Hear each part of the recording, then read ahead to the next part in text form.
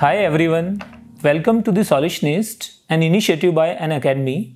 We are here to help you ace your next exam.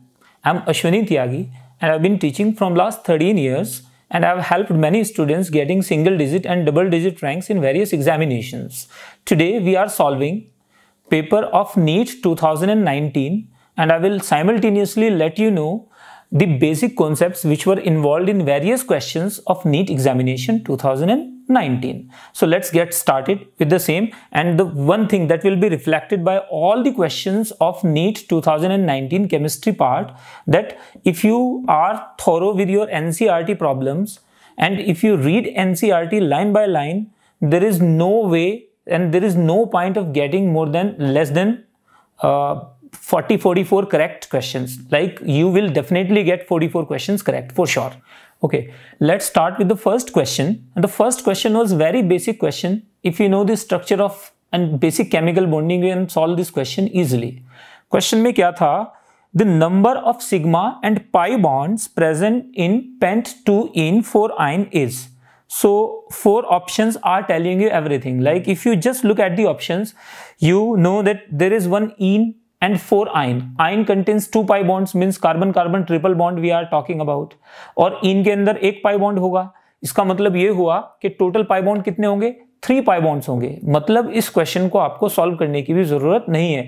3 pi bond सिर्फ एक ही option में दिया गया था. Means with in 7 seconds you could be able to solve the question. You can solve the question within 7 seconds. So what is the structure of pent2ene 4-ine? So let's draw the structure of pent2ene 4-ine. So here it is carbon, carbon, carbon, carbon and next carbon. 5 carbon chain for pent, word root pent is there, and there is 2-ene and 4-ine triple bond. So you can see there is 1 pi bond and another pi bond at second position. So here it is, there are sigma bonds 1, 2, 3 and 1 sigma bond here, 1 sigma bond here, 1 sigma bond here. So total sigma bonds are 10 and total pi bonds 3. So the option which is correct is going to be option 1. Option 1 is going to be the correct option. What? 10 sigma bonds and 3 pi bonds. So that was the basic question. You can solve by using chemical bonding or by organic chemistry, basics of organic chemistry. It was very easy question. So let's move to the next question now. The next question was from atomic structure, a basic question based on N plus L rule. N plus L rule, Aufbau's rule, which says that the energies of various subshells, these are directly proportional or decided by N plus L. It is also called N plus L rule.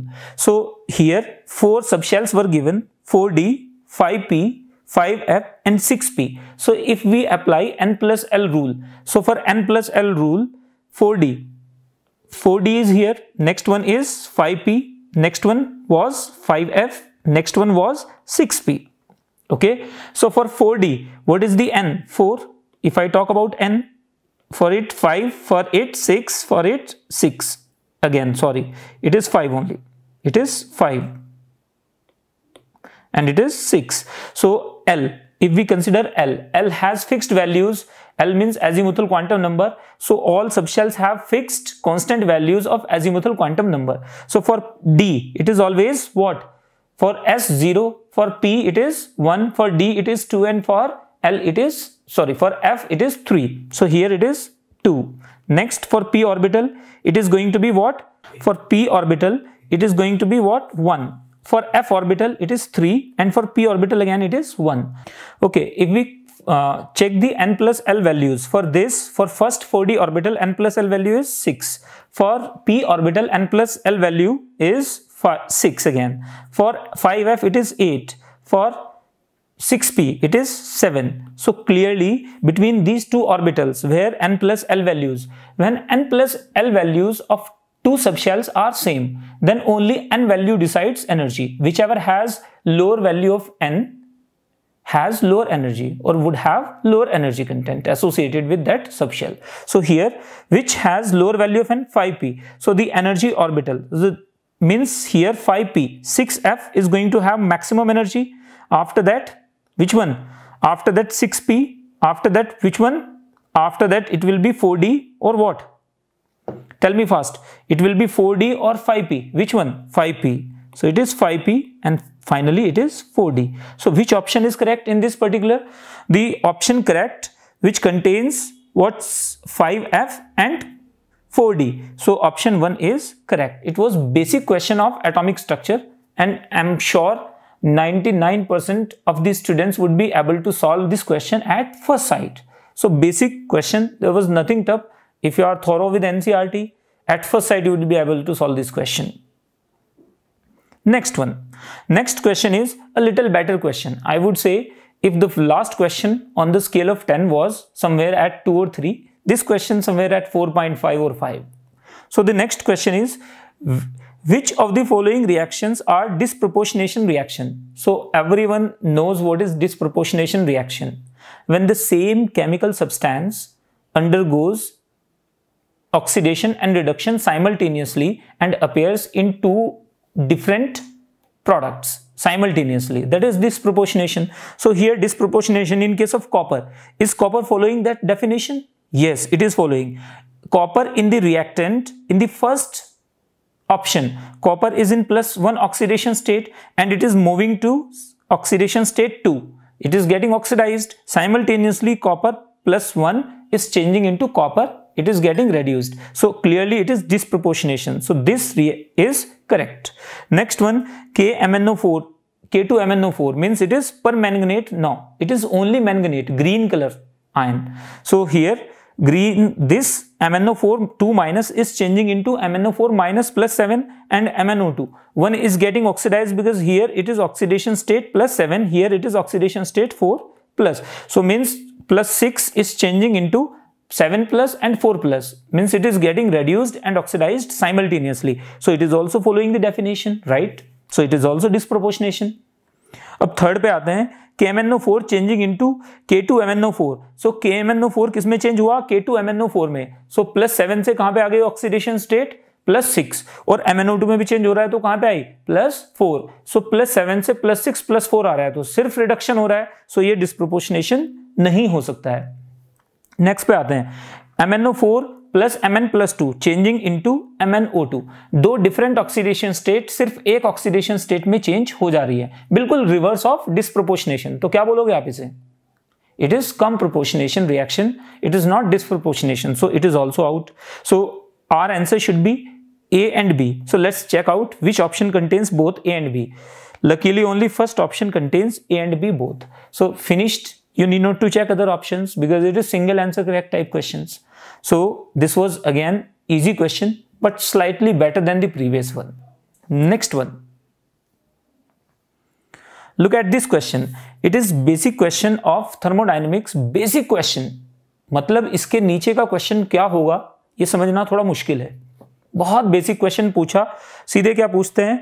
Under the isothermal conditions means temperature constant रखा है, यानी जो भी temperature आपको दिया गया है वो कांस्टेंट रहेगा ड्यूरिंग द होल प्रोसेस और थर्मोडायनामिक चेंज. बोल रहे हैं कि एक gas at 300 kelvin expands from 0.1 litre to 0.25 litre. कहां से कहां तक जा रही है? V1 से V2 तक जा रही है गैस. कहां तक जा रही है? V1 से V2.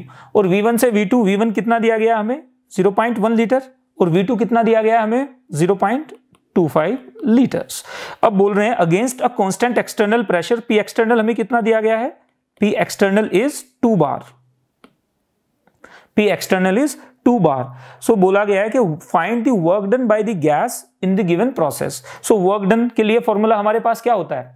स्टैंडर्ड फॉर्मूला है वर्क डन के लिए. Work done by the gas. Bye the gas means on the surroundings. So work done by the gas is equal to what? Is equal to minus P external into V2 minus V1, V final minus V initial. Got it? यहां से आगे बढ़ो. अगर P external की बात करें, P external कितना है हमारे पास? 2 बार. 2 बार P एक्सटर्नल दिया गया और V2 कितना है हमारे पास? V2 है 0.25 और V1 कितना है हमारे पास? 0.1. अगर हम इसे निकालें तो हमारे पास कितना आ जाएगा? ये आ जाएगा -2 इंटू 0.15. दैट इज माइनस तो रहेगा यहाँ पे, साइन चेंज नहीं करना है. सो कितना हो जाएगा ये 0.15 into 2 that is equal to 0.30। 0.30 unit क्या होंगी, यूनिट देखो, यूनिट हमने चेंज नहीं किए तो यूनिट आ जाएंगी हमारे पास बार प्रेशर के लिए, और वॉल्यूम के लिए यूनिट आपको ऊपर मेंशन की गई है लीटर्स। सो ये आ जाएगा हमारे पास लीटर बार। सो ये कितना आ जाएगा हमारे पास 0.30 इंटू 100, अगर हम इसे जूल्स में कन्वर्ट करें। अब जूल में कन्वर्ट क्यों कर रहे हैं, क्योंकि सारे ऑप्शन हमें जूल में दिए गए हैं, तो हमें जूल में कन्वर्ट करना पड़ेगा इसे। तो ये आ जाएगा हमारे पास, यस, ये आएगा finally the answer would be -30 joules. So which option is there, option 1, yes. So ये तो एक कोइंसिडेंस ही है कि जितने भी क्वेश्चंस हम कर रहे हैं आप देखेंगे सब में फर्स्ट ऑप्शन ही करेक्ट आ रहा है, मतलब पहले ऑप्शन को आपने देखा, आंसर आपका आया और आपने टिक कर दिया। सिंपल क्वेश्चन मींस, फिर मैं बोलूंगा एनसीईआरटी लाइन टू लाइन अगर एनसीईआरटी जिसने पढ़ी है 180 से नीचे इस पेपर में मार्क्स केमिस्ट्री में आना इज अ क्राइम। अगर आप ऐसा 180 से नीचे मार्क्स लेके आ रहे हो इस तरह के पेपर में तो it is a crime. It was really like basic paper without any mixing or twisting, nothing, there was nothing like that. So next, if I talk about the fifth question, so third answer is going to be option 1. We take the option 1. So now option 5, basic question again. So many times we have read the greenhouse effect. Greenhouse जो infrared radiations को absorb करती हैं और retain करती हैं, वैसी gases को green house gases कहते हैं। These are responsible for global warming, methane, even water vapours, nitrous oxide, fluorocarbons etcetera, even ozone, these are what in the category of green house gases. So हमें 4 options दिए गए और पूछा गया है among the following the one that is not a greenhouse gas. So सबसे पहले देखो, nitrous oxide, yes, it is a famous greenhouse gas. Methane, famous greenhouse gas again. Ozone, I told you it is a greenhouse gas. Next, sulfur dioxide. Sulfur dioxide is not a greenhouse gas. Okay, so here the option should be what? Sulfur dioxide. It is not greenhouse gas. Remaining are greenhouse gases, and these are the family of, like, these 3 gases belong to the family of greenhouse gases. Okay, so it was again, look at like first sight question. If you look at this particular question and in just 2 or 3 seconds, you have to just tick it. There is nothing difficult in this question. Okay, let's start with the question number 6 now.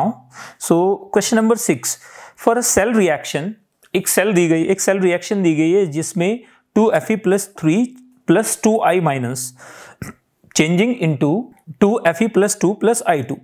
इस equation में जरा एक बार ध्यान दो, तो हमारे पास iron +3 is getting reduce to iron +2 और iodide is changing into iodine. It means 2 electrons का एक्सचेंज हो रहा है। सो बस यही इंपॉर्टेंट बात है, वो ये देखना चाहते हैं कि क्या आप किसी रिएक्शन में कितने इलेक्ट्रॉन्स एक्सचेंज हो रहे हैं वो डिसाइड कर पाते हो या नहीं। बाकी तो फॉर्मूला बेस्ड क्वेश्चन है, put value get result type question है।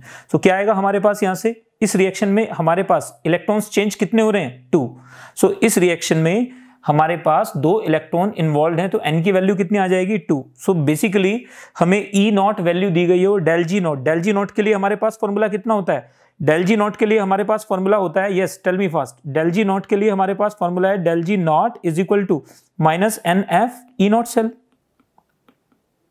yes or no? Yes. So E0 cell is given and we know F standard value 96500. If we put the value what, -2 into F 96500 into E0 cell. E0 cell is what?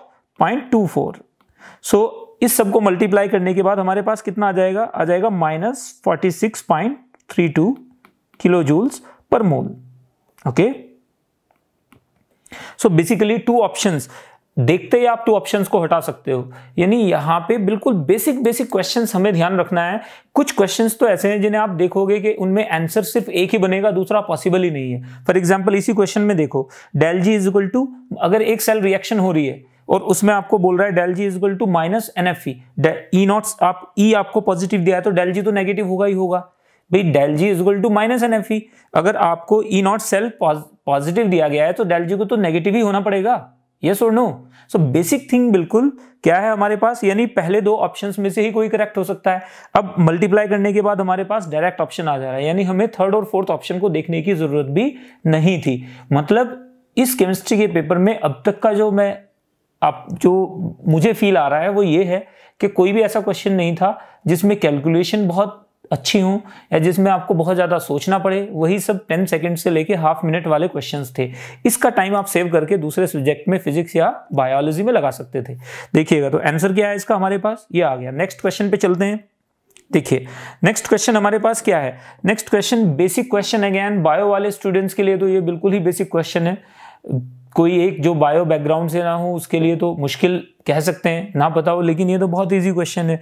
Enzymes that utilize ATP in phosphate transfer requires an alkaline earth metal as a cofactor. You know in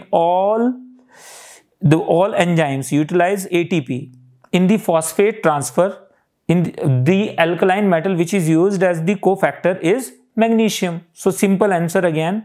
So there is no calculation involved, no basically concept involved. It is simple informative question, like information based question. If you know it is magnesium, you can directly solve it. And for sure all bio students, the serious students I'm talking about, जो serious students हैं उनको तो ये सारी चीजें आराम से पता होती है। तो नेक्स्ट पे आते हैं, नेक्स्ट क्वेश्चन। और कोई भी क्वेश्चन इस पूरे पेपर में डिस्कशन में जो हमारा ये डिस्कशन है, अगर कोई भी एक क्वेश्चन आपको लगे कि ये आउट ऑफ द वे जा रहा था केमिस्ट्री के लेवल से, एनसीईआरटी की बात कर रहा हूं मैं, आप हाई फाई बुक्स को भूल जाइए, केमिस्ट्री के लेवल में अगर एनसीईआरटी बेस लेके चलें तो 45 के 45 क्वेश्चंस डायरेक्टली वहीं से हैं।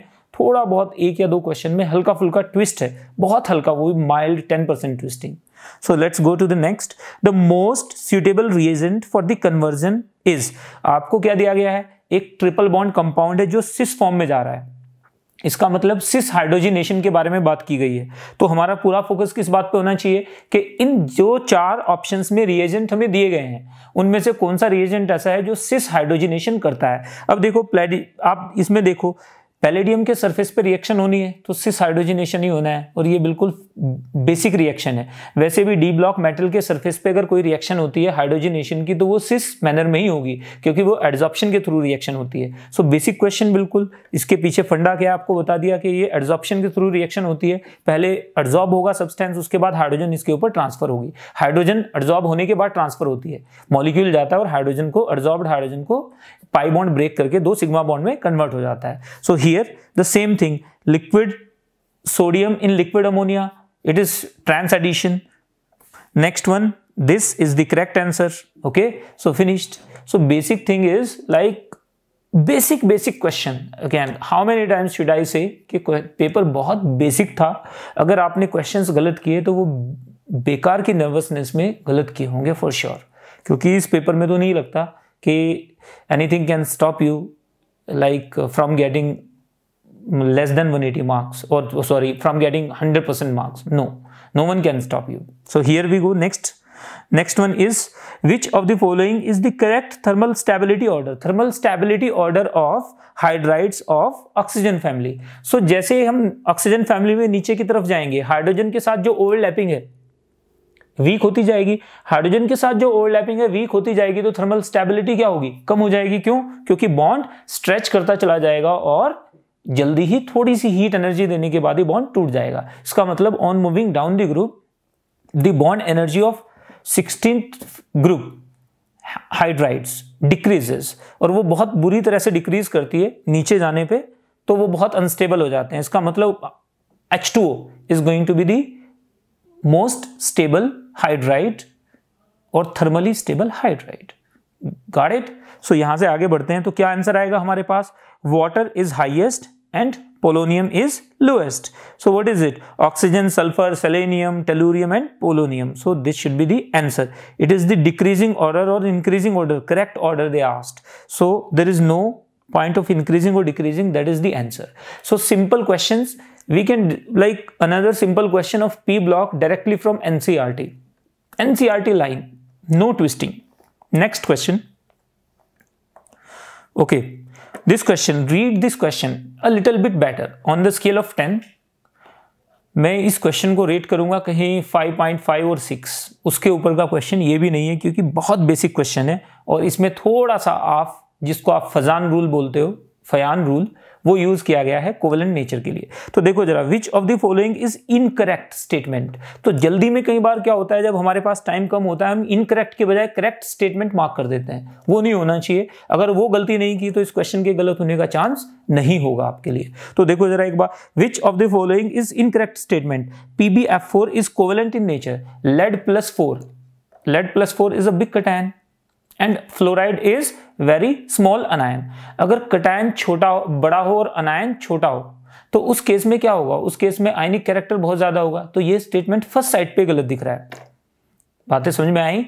ये स्टेटमेंट एट फर्स्ट साइड आपको दिख रहा है कि ये गलत है, ये it is against the rule of Fajans, Fajans rule और फयान रूल जो आप बोलते हैं उसके अगेंस्ट है ये, तो ये गलत हो गया। SiCl4 is easily hydrolysed, obviously it gets hydrolysed easily. अगर साइड एटम के पास या सेंट्रल एटम के पास वैकेंट ऑर्बिटल्स होंगे तो वाटर अपने इलेक्ट्रॉन पेयर को डोनेट कर सकता है, तो ये इजिली हाइड्रोलाइज हो जाएगा। सो ये सही स्टेटमेंट है, ये भी सही स्टेटमेंट है। GE this is more stable then GeX4 is more stable then, हमें पता है inert pair effect, inert pair effect becomes more dominating in lower group elements, lower period elements, like in a group on moving down the group, what the lower elements they show inert pair effect predominantly, so that is a dominating factor there, but till germanium it is not dominating, so this statement is correct। सो ये भी correct है। SnF4 is ionic in nature, बिल्कुल correct है। यही बात मैंने option 1 में आपसे बोली थी कि कटायन अगर बड़ा है और अनायन छोटा है तो आयनिक कैरेक्टर ज्यादा होगा, तो ये सही है। इसका मतलब रॉन्ग स्टेटमेंट कौन सा है, ये रॉन्ग स्टेटमेंट हो, ये हमारा आंसर भी हो गया। सो बेसिक क्वेश्चन, बट थोड़ा ध्यान से पढ़ना है। मिस रीडिंग की वजह से हमारी कोई गलती नहीं होनी चाहिए। मिस रीडिंग की वजह से अगर आप गलत कर रहे हो तो it is a crime basically, because you are playing with your career then, so that is not acceptable at all. Miss reading करने के बाद पछताने का कोई फायदा नहीं है। तो क्वेश्चन को ध्यान से पढ़ें, you have sufficient time, level is not that good, तो आप आराम से सारे क्वेश्चंस को सॉल्व कर सकते हैं। नेक्स्ट पे आते हैं। नेक्स्ट क्वेश्चन 2-3 टॉपिक इन्वॉल्व किए हैं इसमें P ब्लॉक के। पहला क्या पूछा है आपसे, मैच द फॉलोइंग। इसमें ABCD 4 कॉलम 1 में दिए गए हैं और 1 2 3 4 ये रोमन्स में कॉलम 2 में दिए गए हैं। तो देखो प्योर नाइट्रोजन, सबसे पहले प्योर नाइट्रोजन को देखते ही आपके दिमाग में आप आना चाहिए कि मैं पहले कॉलम 2 को पढ़ लेता हूं कि उसमें क्या क्या दिया गया है। क्लोरीन का प्योर नाइट्रोजन से यहाँ कोई रिलेशन नहीं है। सल्फ्यूरिक एसिड कोई रिलेशन नहीं है।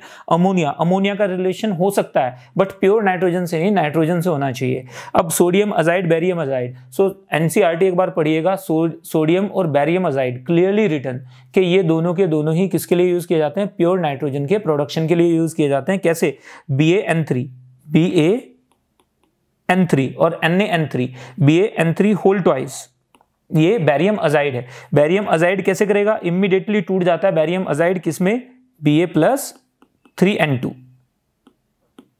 सो बेसिक क्वेश्चन अगेन। सो ये आप मैच कर सकते हो। Haber's process, production of ammonia, हम कितने दिनों से पढ़ते आ रहे हैं, 10th 11th 12th, सो ये दिमाग में प्रिंट हो गया होगा अब तक। नेक्स्ट पे आते हैं, contact process, lead chamber process, ये किसके लिए है, ये किसके, हमारे पास ये कंटैक्ट प्रोसेस किसके लिए यूज करते हैं हम लोग, NCERT again, line to line, फिर NCERT बोलूंगा मैं पढ़ने के लिए, सल्फ्यूरिक एसिड और डिकॉन्स प्रोसेस। ये जो डिकॉन्स प्रोसेस है इसमें क्या करते हैं हम, HCl, डिकॉन्स प्रोसेस में क्या करते हैं हम लोग, 4HCl + O2, और हम इसे क्या करते हैं, रिएक्शन कराते हैं CuCl2 की प्रेजेंस में।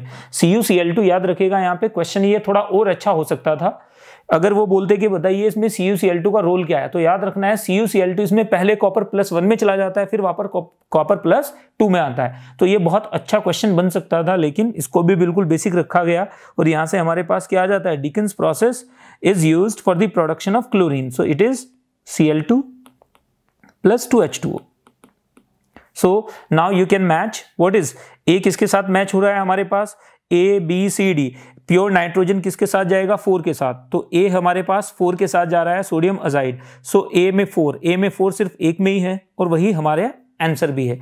A में 4, A को किसके साथ मैच किया गया है, 4 के साथ। सो A के नीचे 4 देखिएगा, यानी क्वेश्चन अगर थोड़ा आप मानते कि अच्छा है, लेकिन ऑप्शंस बहुत बैडली फ्रेम्ड है इसमें भी, और ये आराम से आप कर सकते हो। तो हमारे पास आंसर इसका भी आ गया। नेक्स्ट में आते हैं, नेक्स्ट क्वेश्चन पे जाइए। नेक्स्ट क्वेश्चन हमारे पास क्वेश्चन नंबर 12। अगर पेपर के इस क्वेश्चन को देखें, NCERT में आप जाइएगा, मॉलिक्यूलर ऑर्बिटल थ्योरी जहां से शुरू होता है उसमें आप देखेंगे ऊपर एक टेबल बनी है, उस टेबल में फर्स्ट और सेकंड लाइन में दिया हुआ है कि C2 के अंदर कोई भी सिग्मा बॉन्ड नहीं होता है। C2 के अंदर दोनों के दोनों बॉन्ड ही क्या है, pi bond. Molecular orbital theory के बिहाफ पे भी आप बता सकते हो। मॉलिक्यूलर ऑर्बिटल थ्योरी यानी आंसर तो सीधे सीधे पता चल ही रहा है, एनसीईआरटी जो पढ़ के गया उसके लिए ये क्वेश्चन पेपर सॉल्व करना बहुत ही ज्यादा आसान था। तो यानी C2 आंसर आ गया। कैसे आंसर आया C2? अगर मैं इसका मॉलिक्यूलर ऑर्बिटल कॉन्फिगरेशन लिखूं तो मेरे पास क्या आएगा, sigma 1s2, sigma star 1s2, sigma 2s2, sigma star 2s2, और उसके बाद क्या आएगा नेक्स्ट, उसके बाद हमें पता है क्या होता है, यहाँ पे S और P मिक्सिंग पॉसिबल होती है। S और P मिक्सिंग की वजह से S की कुछ एनर्जी P को ट्रांसफर होती है, तो यानी SP मिक्सिंग, S कौन सी, सिग्मा स्टार 2s की एनर्जी किसके पास चली जाती है, थोड़ा सिग्मा 2pz के पास। तो यहाँ पे हमारे पास क्या आएगा, ये आ जाएगा हमारे पास, यस टेल मी फास्ट, ये आएगा। इसके बाद पाई 2px2 equals to pi 2py2। ये इक्वल का साइन बता रहा है यहाँ पे कि दोनों ऑर्बिटल्स क्या हैं, डीजेनरेटेड ऑर्बिटल्स हैं। तो ये आएगा हमारे पास ऑर्डर, और यहाँ पे आप साफ साफ देख सकते हो कि दोनों के दोनों ही क्या हैं, पाई बॉन्ड्स हैं। जो वैलेंस शेल में दोनों के दोनों ही, जो आउटर ऑर्बिटल में दोनों बॉन्ड पाई बॉन्ड बना रहे हैं, तो C2 के अंदर दोनों के दोनों बॉन्ड क्या होते हैं, पाई बॉन्ड ही होते हैं। ये बात याद रखनी है। तो ये बिल्कुल सिंपल क्वेश्चन है। अगेन थोड़ा मिक्सिंग पे पहुंचते तो शायद अच्छा होता, लेकिन फिर हम भूल रहे हैं कि ये एम्स का पेपर नहीं है, सिंपल पेपर है, नीट के लिए पूछा गया है। और यही कारण है इस पेपर के लेवल को देख के ही लगता है कि 640 मार्क्स पे भी बच्चे 1500 रैंक तक लेके आ रहे हैं। क्यों? क्योंकि पेपर बहुत ज़्यादा इजी था। यानी आप उन लोगों के लिए जिन्होंने मेहनत नहीं की तो उनके लिए कोई चांस बचा ही नहीं। नेक्स्ट पे, for the second period of the elements, the correct increasing order of the first ionization energy is। ionization energy किन बात पे डिपेंड करती है? ionization energy मल्टीपल फैक्टर्स पे डिपेंड करती है। उनमें से एक क्या है, इलेक्ट्रॉनिक कॉन्फ़िगरेशन। यानी अगर एक पीरियड में जाएंगे, across the period when we move from left to right, ionization energy increases, generally increases. Generally क्यों? क्योंकि जहां पे भी हाफ फिल्ड और फुली फिल्ड सबशेल्स आएंगे वहीं पे एक्सेप्शंस आ जाएगा। सो हाफ फिल्ड और फुली फिल्ड कहां पे आएगा? एक तो अल्कलाइन अर्थ मेटल्स पे आएगा, और दूसरा दूसरा हमारे पास आएगा नाइट्रोजन पे। तो यानी इन दोनों जगह पे हमारे पास एक्सेप्शंस आने हैं। तो नाइट्रोजन और अल्कलाइन अर्थ मेटल्स, ये दोनों अगर ध्यान में रख के आप चलेंगे तो एकदम से आप आंसर दे सकते हैं। यानी हमारे पास क्या आएगा, अगर लिथियम के लिए मैं बात करूं तो ये आ जाएगा मेरे पास कितना, S1। अगर बेरिलियम की बात करूं तो S2। नेक्स्ट बेरिलियम, बोरॉन के लिए बात करेंगे तो P1, कार्बन के लिए P2, नाइट्रोजन के लिए P3, नाइट्रोजन के लिए P3, ऑक्सीजन के लिए P4, और फ्लोरीन के लिए P5, और नियॉन के लिए P6। सो हमारे पास कहां पे आएगा एक्सेप्शन? एक तो S2 पे एक्सेप्शन आना है और एक P3 पे एक्सेप्शन आना है। यानी एक तो नाइट्रोजन को आप एक्सेप्शनल रखेंगे ऑर्डर में, और एक बेरिलियम को ऑर्डर में एक्सेप्शनल हमें रखना था। तो यहाँ पे देखिएगा ऑर्डर हमारे पास क्या आ जाएगा, ऑर्डर आ जाएगा लिथियम। लिथियम के बाद हमारे पास सीधे क्या आएगा, बोरॉन। क्यों? क्योंकि S2 में से इलेक्ट्रॉन निकालना मुश्किल होगा इन कंपैरिजन टू P1 जो कि पार्शियली फिल्ड है। सो यहाँ पे देखेंगे हमारे पास क्या आएगा, बोरॉन। बोरॉन के बाद क्या आएगा next, beryllium. Beryllium next carbon, carbon के बाद oxygen, then nitrogen, then fluorine, and finally neon. So ये पूरा ऑर्डर आ जाएगा। देखो ये कौन सा है, आप कोई देखिए इनमें से कौन सा ऑर्डर फॉलो कर रहा है। Option 1, option 2, option 3, neon, fluorine, oxygen out, neon, fluorine, nitrogen in. तो अब आपको ऑक्सीजन, कार्बन, बेरिलियम और बोरॉन को देखना है। तो हमारे पास बेरिलियम, बोरॉन फोर्थ ऑप्शन में गलत दे रखा है, तो ऑप्शन क्या आ जाएगा, 2 करेक्ट हो जाएगा। लिथियम के बाद बोरॉन, बोरॉन के बाद बेरिलियम, फिर carbon, oxygen, nitrogen, fluorine and neon. यानी basically stability of configuration, half filled and fully filled configuration पे क्वेश्चन बेस्ड है। Got it? Easy question, isn't it easy? तो ऐसे क्वेश्चंस अगर छोड़ के आते हैं आप लोग तो उसके बाद रैंक बहुत फ्लक्चुएट करेगी। रैंक कैसे फ्लक्चुएट करेगी? एक ऐसा क्वेश्चन जो सब लोग करके आ रहे हैं, अगर ऐसा क्वेश्चन हम छोड़ देते हैं तो रैंक सीधे 1000 से नीचे जाएगी। यानी अगर आपकी रैंक 1000 आ रही थी तो सीधे 2000 पे पहुंच जाएगी, 3000 पे पहुंच जाएगी। सोच लो आप क्या होगा इसका मतलब, कोई गवर्नमेंट मेडिकल कॉलेज नहीं मिलने वाला है। यानी ये बेसिक चीजें आप ध्यान रखिएगा। कंपटीशन में पेपर इजी होना एक बात है, उस कंपटीशन को सही से हैंडल करना दूसरी बात है। अगर आपने सही से हैंडल नहीं किया तो प्रॉब्लम होनी ही है, ये बात याद रखनी है। तो चलते हैं आगे बढ़ते हैं, question number 14 now. So question number 14 is the biodegradable polymer is biodegradable polymer. So NCERT biodegradable polymer section में आप एक बार जाइए तो आपको नजर आएगा कि वहां पे ये मेंशन्ड है. Nylon 66 is a thread, it is not a biodegradable polymer. Nylon 2 nylon 6, obviously it is a famous biodegradable polymer which is the copolymer of what? Glycine plus aminocaproic acid. So it is the second option is correct. How? Because this nylon 2 nylon 6 is a biodegradable polymer which is formed by glycine plus aminocaproic acid. और इसके अंदर क्या होती है? Alternate amide linkages होती हैं और उन्हीं की वजह से क्या होता है? बायोडिग्रेडेबल होता है. तो ये बिल्कुल बेसिक क्वेश्चन एनसीईआरटी की एक लाइन से उठाया गया क्वेश्चन है. Again there is no like mixing of the topic or complex question, nothing, simple question. So next, moving to the question number, it is not doesn't worth investing time in that question. So ये भी बिल्कुल basic question था. फिर एक और basic question means question में आपसे पूछा जा रहा है कि क्या आपको सॉल्युबिलिटी प्रोडक्ट का फॉर्मूला लिखना आता है? सॉल्युबिलिटी प्रोडक्ट का फॉर्मूला आप कैसे लिखते हो? मीन्स KSP का फॉर्मूला आप कैसे लिखते हो, यही इस क्वेश्चन का ओवरऑल मतलब है. इसके अलावा इसमें कुछ नहीं है. बोला गया है कि कैल्शियम हाइड्रोक्साइड का एक सैचुरेटेड सॉल्यूशन है. क्योंकि सैचुरेटेड सॉल्यूशन देना जरूरी है तभी हम KSP डिफाइन करेंगे. तो इसके लिए हमारे पास pH कितनी दी गई है? pH is what? pH is 9. सो हमारे पास हाइड्रोजन आयन कॉन्सेंट्रेशन कितनी हो जाएगी यहाँ पे? Hydrogen ion concentration 10 raised to the power -9. So OH ion concentration will be equal to what? Hydrogen ion concentration 10 raised to the power -14 upon hydrogen ion concentration. So that will be 10 raised to the power -5. अगर हमारे पास हम calcium hydroxide का dissociation ले लें, जैसे ये घुला होगा solubility product में जैसा हम लेते हैं, तो हमारे पास क्या आएगा? CaOH whole twice will be changing into what? Ca2 plus 2OH minus. So ये अगर हमारे पास हो रहा है तो अब जरा ध्यान दें इस पे, बिल्कुल बेसिक. अगर सॉल्युबिलिटी इसकी S है तो इसकी सॉल्युबिलिटी कितनी होगी? S, और इसकी कितनी होगी? 2S. हमें 2S डायरेक्टली दिया गया है. 2S कितना दिया गया है? 10 raised to the power -5. तो यहां से S की हमारे पास वैल्यू कितनी आ जाएगी? 5 into 10 raised to the power -6. समझ रहे हो? ये बेसिक कैलकुलेशन है. अब S की वैल्यू हमें पता है कितनी है? 10 raised to the power -6. और KSP पूछा गया है. सो KSP की value, let's write KSP. KSP will be equal to solubility of calcium S into 2S का होल स्क्वायर. सो ये कितना आ जाएगा हमारे पास? S5 into 10 raised to the power S is equal to what? Tell me fast.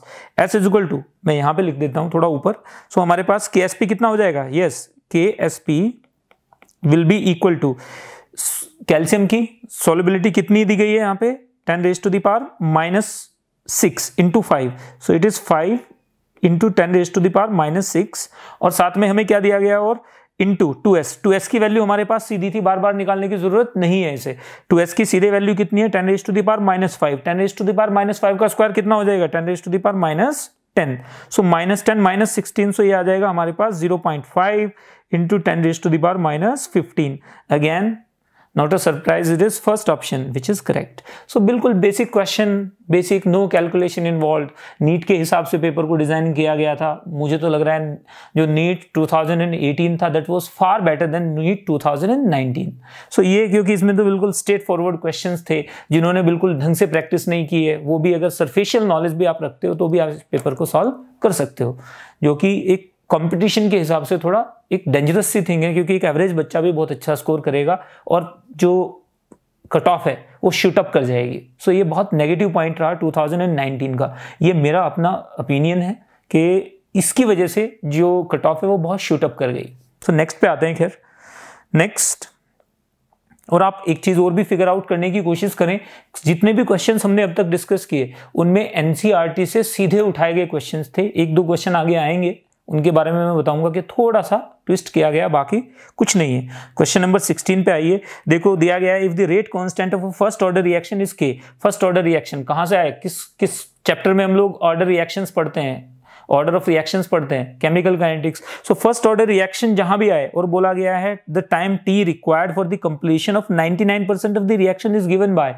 सो सबसे पहले हम rate जो उसका काइनेटिक्स है, फर्स्ट ऑर्डर काइनेटिक्स है, rate constant is equal to what 2.303 upon T into log of, yes log of A not upon, yes log of A not upon A T, यही लिखते हैं हम, यही आती है हमारे पास equation in terms of rate constant.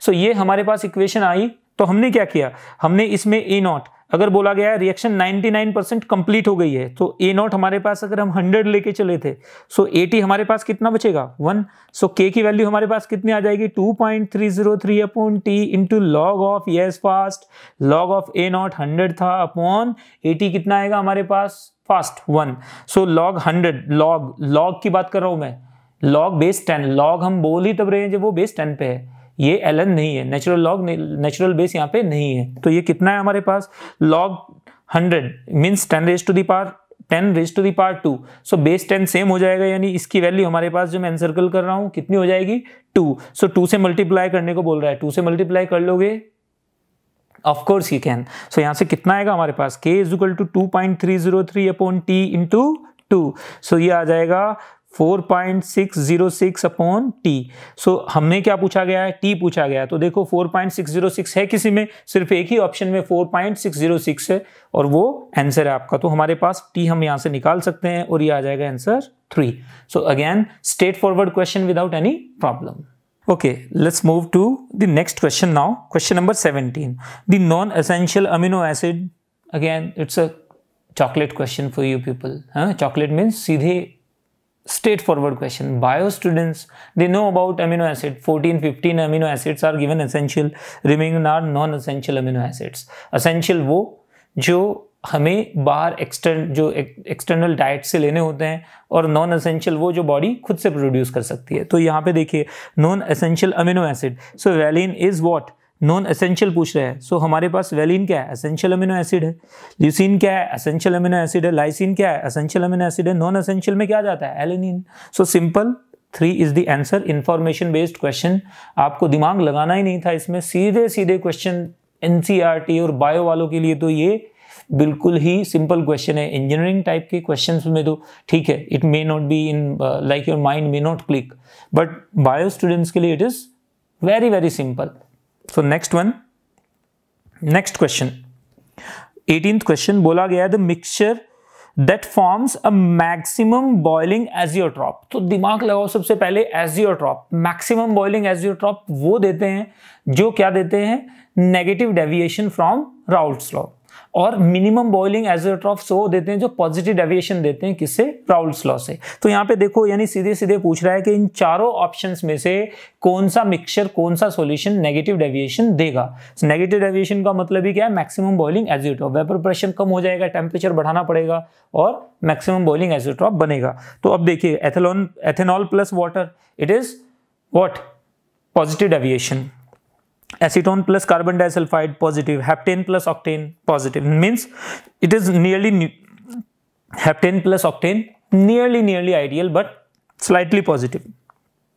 और मैंने आपको बोला भी था कि अगर कभी भी एसिड डाल रहे हैं किसी भी, अगर आप कोई भी एसिड डालते हो वाटर के अंदर, तो वो हमेशा क्या देगा, नेगेटिव डेविएशन देगा और मैक्सिमम बॉइलिंग एजियोट्रॉप ही बनाएगा। सो ये नेगेटिव डेविएशन के ऊपर बेस्ड क्वेश्चन था और बिल्कुल simple question.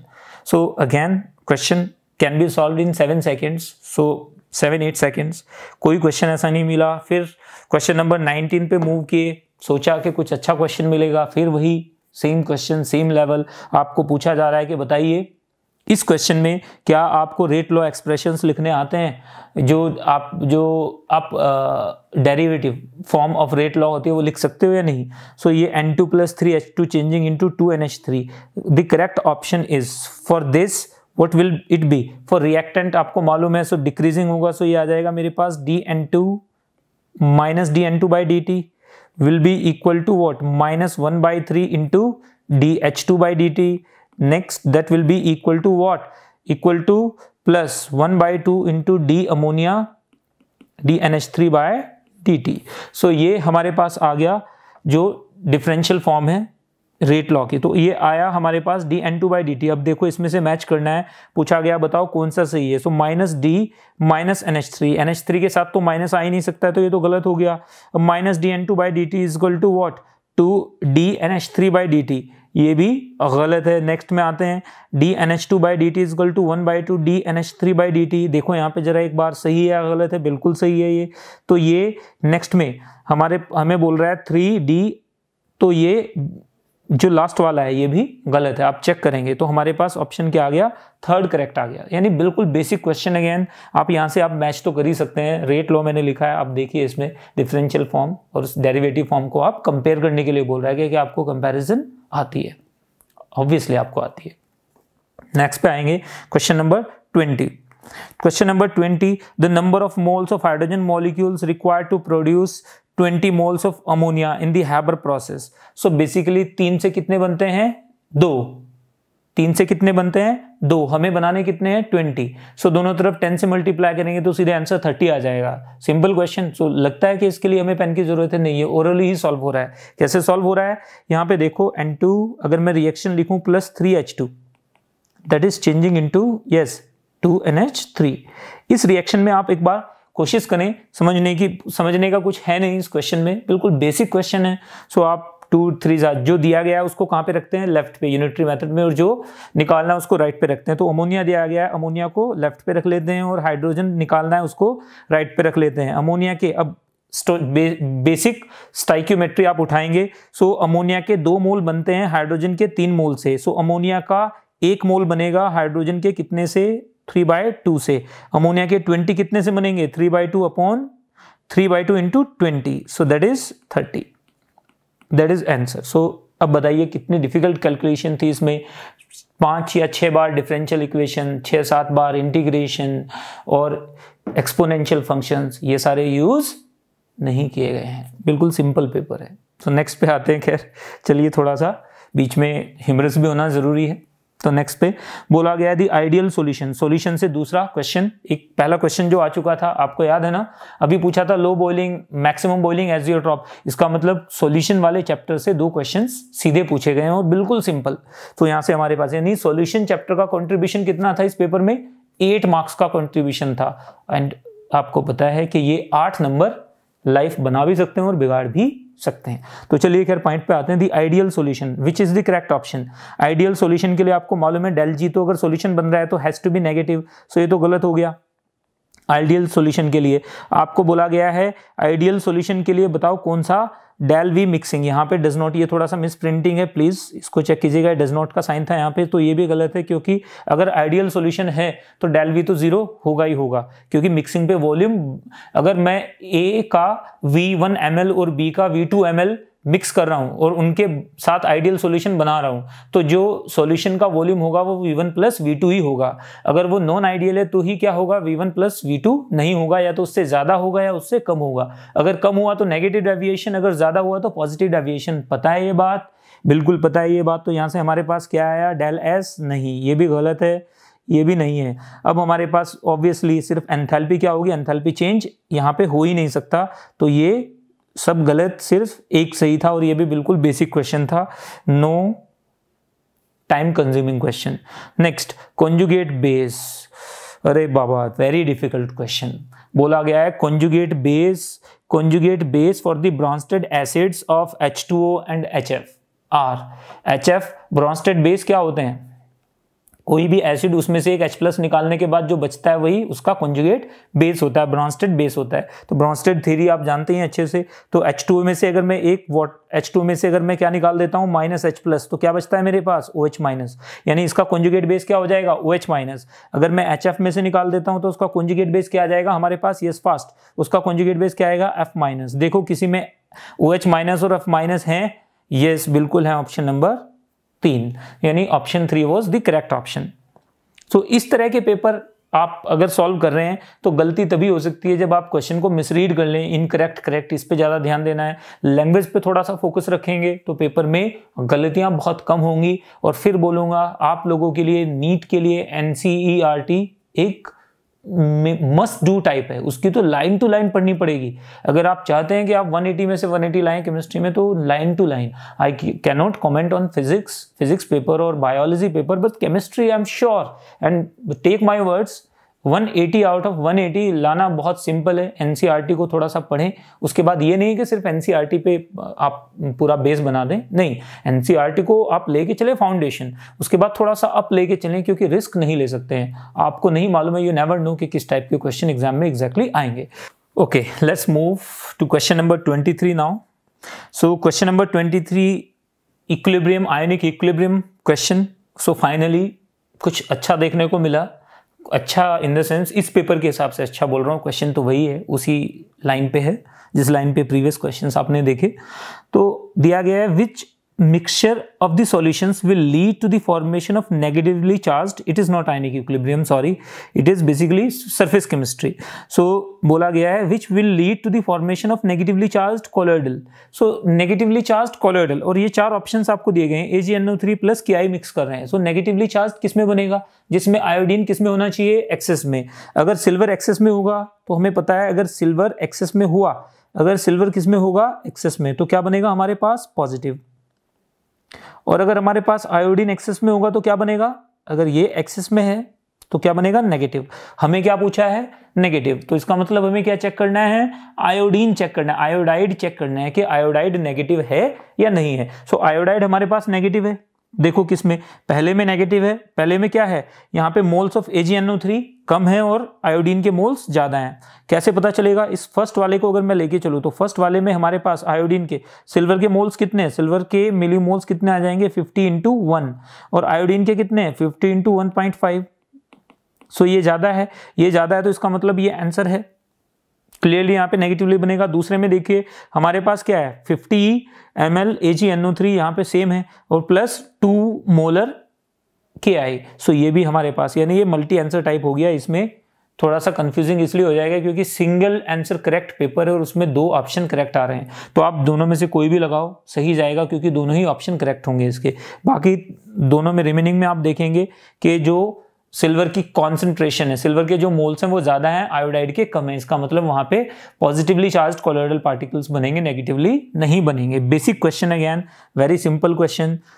Among the following the narrow spectrum antibiotic is, bio वालों के लिए फिर बिल्कुल तोहफा काइंड ऑफ क्वेश्चन, सिंपल एक प्रेजेंट टाइप, एक बिल्कुल बेसिक क्वेश्चन है। सो आपको पता है कि ब्रॉड स्पेक्ट्रम एंटीबायोटिक्स क्या होती हैं, जो मल्टी बैक्टीरिया को टारगेट कर सकती हैं, और नैरो स्पेक्ट्रम जो एक स्पेसिफिक बैक्टीरिया को टारगेट करने के लिए दी जाती हैं। तो आप जरा ध्यान दीजिएगा, हमारे पास क्या है, penicillin G is definitely it's a specific target के लिए यूज किए जाते हैं, तो यही आंसर हो गया, बाकी पढ़ने की जरूरत भी नहीं बची।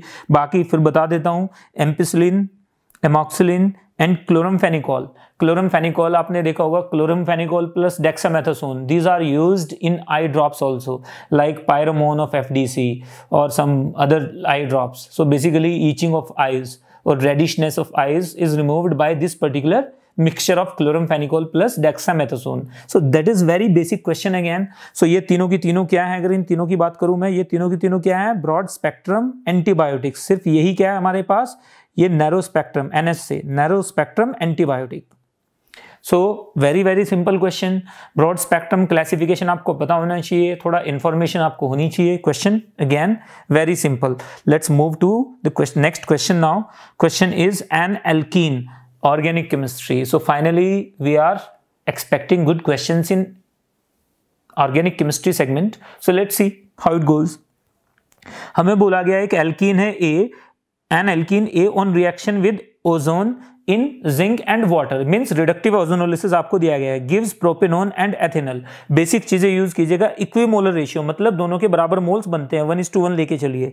बोला गया addition of HCl to alkene A gives B as the major product, the structure of B is, so यानी एल्कीन के ऊपर आपको क्या करना है, HCl का मार्कोनिकोव्स एडिशन कराना है, मार्कोनिकोव्स एडिशन कराना है, यानी हमारे पास होनी क्या चाहिए, सिर्फ क्वेश्चन के अंदर वो एल्कीन होनी चाहिए। एल्कीन कैसे बनाओगे, सबसे पहले प्रोडक्ट उठाओ आप, प्रोपेनॉन दिया गया है, प्रोपेनॉन क्या है हमारे पास, ये रहा प्रोपेनॉन। अब इस प्रोपेनॉन को क्या बोला गया है, एथेनॉल के साथ, एथेनॉल के साथ आप इसे प्लेस कीजिए, यही रूल है। अगर हम इस पार्ट को रिमूव कर देंगे तो हमारे पास क्या आ जाएगी, टारगेट एल्कीन, टारगेट एल्कीन क्या आ जाएगी, C double bond, yes this, so it is CH3 and CH3.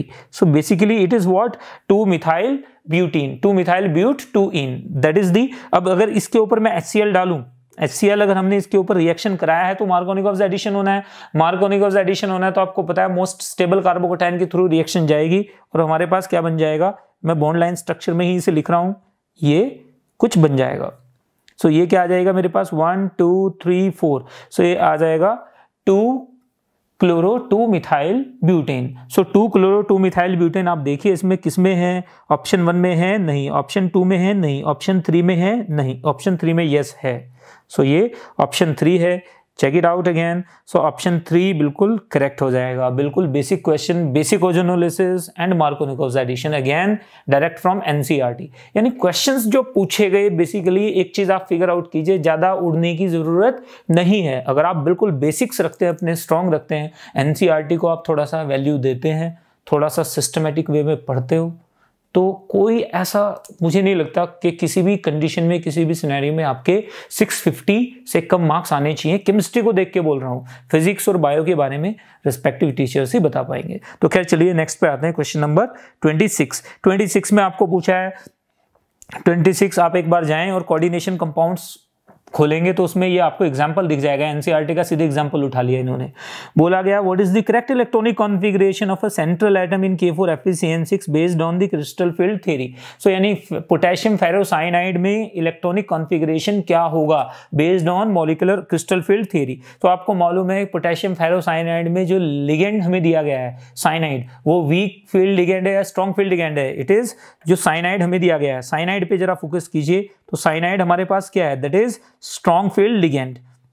Cyanide strong field ligand है तो इसका मतलब क्या होगा, अगर स्ट्रॉन्ग फील्ड लिगेंड है तो हमारे पास क्या होगा, yes del naught will be greater than pairing energy. What will be, it is crystal field energy, it is we called crystal field energy, splitting energy. So ये क्या आ जाएगी हमारे पास, पेयरिंग एनर्जी से ज्यादा होगी। अगर ये पेयरिंग एनर्जी से ज्यादा है तो इलेक्ट्रॉन लोअर एनर्जी ऑर्बिटल्स में ही जाएगा, अपर एनर्जी ऑर्बिटल में नहीं जाएगा। मतलब क्या हुआ, मतलब देखिए इसका मतलब अगर हम कॉन्फ़िगरेशन लेके चलें कि ये हमारे पास ऑर्बिटल्स थी डी ऑर्बिटल, और ये किस में डिवाइड हो गई थी, किस में डिवाइड हो गई थी, ये Eg एंड T2G।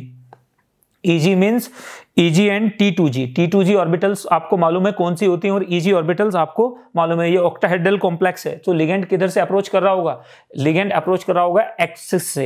एक्सिस पे जो ऑर्बिटल्स आएंगी, एक्सिस पे कौन सी ऑर्बिटल्स आएंगी, DZ² and DX² - Y²। Means ये दो ऑर्बिटल कौन सी है हमारे पास, कौन सी है दोनों की दोनों, यस T2G है या Eg है, Eg ऑर्बिटल्स है, एनर्जेटिक ग्रेड ऑर्बिटल्स बोलते हैं इनको। तो ये ऑर्बिटल्स हमारे पास आ गई, इनमें इलेक्ट्रॉन नहीं जाएंगे, यानी 6 के 6।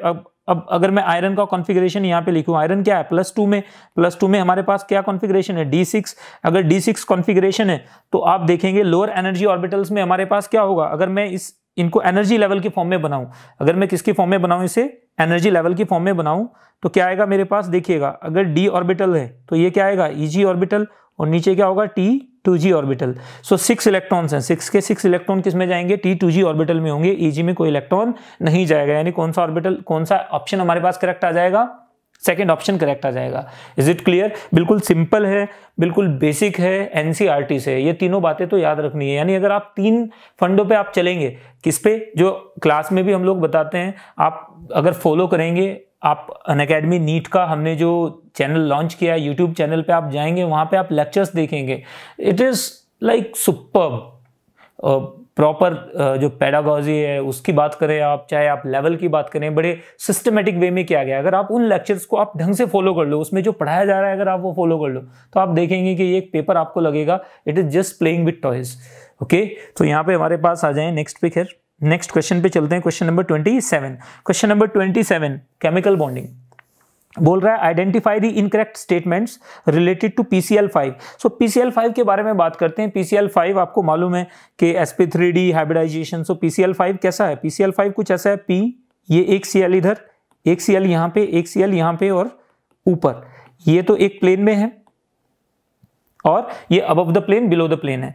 तो आप देखेंगे ये जो बॉन्ड एंगल है हमारे पास, ये 90 डिग्री का है और ये जो बॉन्ड एंगल है ये 120 डिग्री का। इसका मतलब बॉन्ड लेंथ अलग अलग होंगी क्योंकि रिपल्शंस अलग अलग होंगे। सो ये जो लेंथ है, ये लेंथ हमारे पास ज्यादा है, बॉन्ड लेंथ ज्यादा है। अगर मैं इसे x एंगस्ट्रॉम बोल दूं और इस बॉन्ड लेंथ को मैं क्या बोल दूं, y एंगस्ट्रॉम, सो क्लियरली हमारे पास x will be greater then y।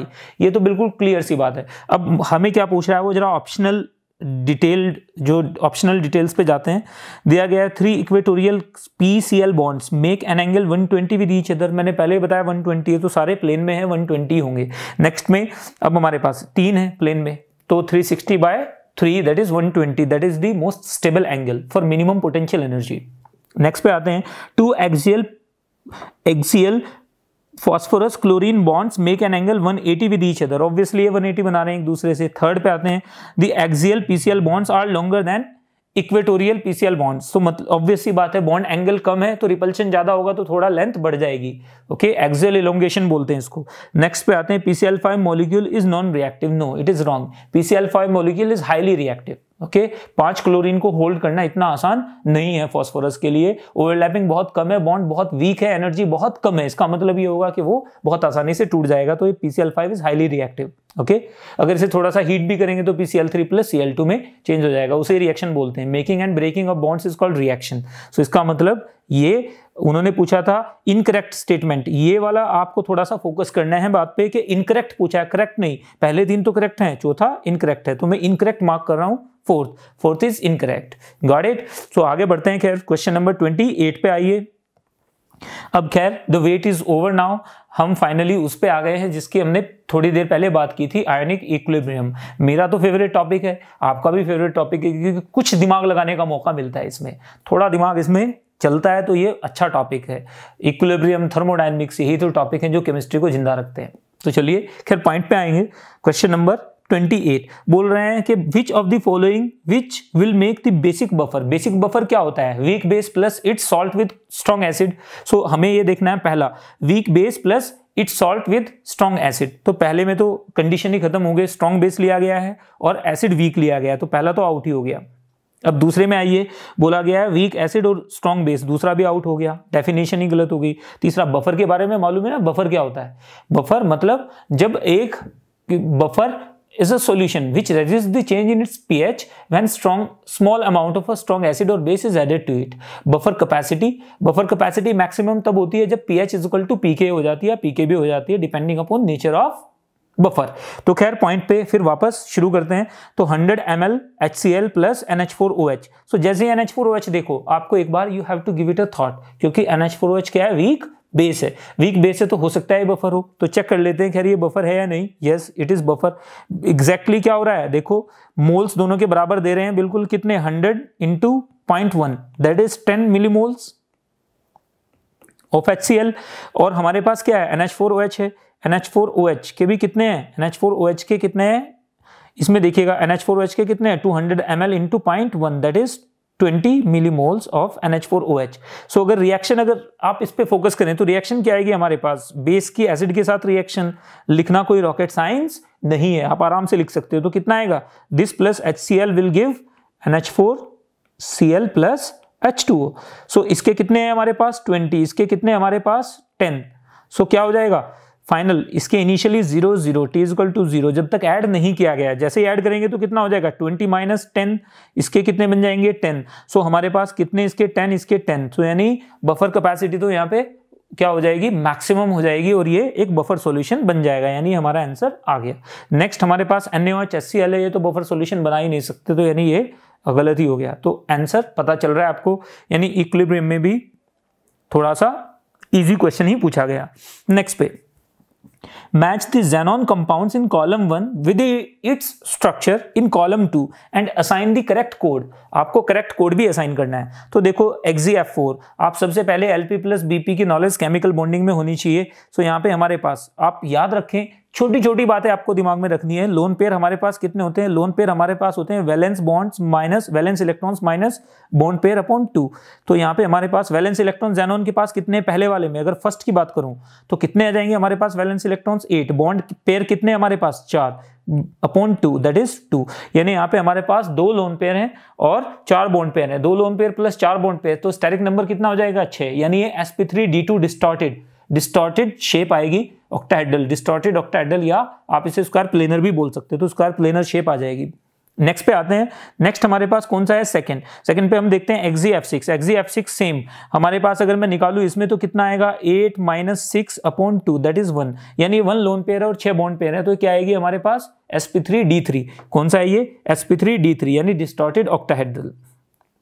कौन सा है ये डिस्टॉर्टेड ऑक्टाहेड्रल। आपको मालूम है एक फेस के बीच में से एक लोन पेयर निकला हुआ होता है और ये डिस्टॉर्टेड ऑक्टाहेड्रल शेप में आ जाता है।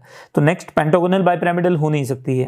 नेक्स्ट में XgO-F4, अगर मैं XgO-F4 की बात करूं XgO-F4 तो ये क्या हो जाएगा हमारे पास XgO-F4 F। आप ऐसे देखें कि यहां पे हमारे पास कितने एक लोन पेयर है और कितने बॉन्ड पेयर का जब हम बात करते हैं तो बॉन्ड पेयर के बारे में जब भी हम लोग बात करेंगे तो सिर्फ सिग्मा बॉन्ड पेयर की बात करेंगे, पाई को हम इंक्लूड नहीं कर रहे हैं यहाँ पे। तो ये 1 सिग्मा 2 सिग्मा 3 4 और 5 सिग्मा है और एक लोन पेयर। कैसे लोन पेयर, क्योंकि इसके पास 8 इलेक्ट्रॉन्स थे, उसमें से 1 2 अगर मैं यहाँ पे बात करूं सो ये 2 इलेक्ट्रॉन्स इसने शेयर किए और यहाँ पे 4, तो 6 इलेक्ट्रॉन शेयर कर रहे हैं। एक लोन पेयर इसके पास अभी भी बचा हुआ है, यानी हमारे पास एक लोन पेयर है और 5 बॉन्ड पेयर है। ये भी क्या हो जाएगा sp3d2। लेकिन ये क्या आएगा हमारे पास, यस कौन सा होगा ये, एक लोन पेयर और 5 बॉन्ड पेयर, यानी स्क्वायर पिरामिडल शेप टाइप का आ जाएगा। तो नेक्स्ट में XgO3 में आप देखेंगे तो स्ट्रक्चर कुछ ऐसी आएगी XgO3 की, डबल बॉन्ड, यहाँ पे डबल बॉन्ड ओके, और यहाँ पे एक लोन पेयर है। सो यानी हमारे पास क्या है, ये पाई बॉन्ड्स हैं 3 और 3 सिग्मा बॉन्ड्स हैं। 3 + 1 3 sigma bond means 3 bond pair plus एक लोन पेयर, यानी पिरामिडल शेप अमोनिया जैसी शेप हो जाएगी। इसकी शेप अमोनिया जैसी होगी, प्रॉपर्टीज डिफरेंट होती हैं। तो ये क्या आ जाएगा पिरामिडल, यानी डी के साथ हमारे पास क्या आ रहा है पिरामिडल आ रहा है, डी के साथ क्या है पिरामिडल, और फिर बी के साथ हमारे पास डी के साथ पिरामिडल। देखते हैं जरा डी के साथ, पहले यही चेक करो कि डी के साथ पिरामिडल किस में दे रखा है। पिरामिडल कौन सा है हमारे पास, पिरामिडल है 1। सो डी के साथ 1 किस में है, डी के साथ 1 सिर्फ एक में ही है, सेकंड में। तो यानी यही आंसर हो गया, सीधी सी बात थी। यानी आपको ऑप्शंस क्वेश्चन अगर उन्होंने अच्छा बनाने की कोशिश भी की तो ऑप्शंस बहुत बुरी तरह से फ्रेम किए, जिसका नतीजा ये है कि आप सीधे सॉल्व कर सकते हो। तो आप नेक्स्ट पे आइए, खैर नेक्स्ट क्वेश्चन पे, क्वेश्चन नंबर 30 आप देखिएगा, manganate and permanganate ions are tetrahedral due to. So manganate ion क्या होता है, मैंगनेट आयन ये होता है MnO4 - 2, what MnO4 2-, green colour का सब्सटेंस होता है ये। और परमैंगनेट क्या होता है MnO4 - 1, इसमें +6 ऑक्सीडेशन स्टेट है और इसमें +7 ऑक्सीडेशन स्टेट है। ये ऑरेंज कलर का होता है, ऑरेंज कलर का सब्सटेंस है। अब इन दोनों के बारे में बात कर रहा है, वो कहना चाह रहा है इनकी बॉन्डिंग के बारे में बेसिकली। तो बॉन्डिंग की मतलब बात की है तो हमें स्ट्रक्चर बनानी पड़ेगी। स्ट्रक्चर बना रहे हैं तो क्या आएगा स्ट्रक्चर, जरा देखिएगा स्ट्रक्चर। मैंने MnO4 2- की बात की, तो MnO4 2- की स्ट्रक्चर मेरे पास आ जाएगी Mn double bond O single O ये आ गई। और दूसरी हमारे पास क्या है Mn नेक्स्ट O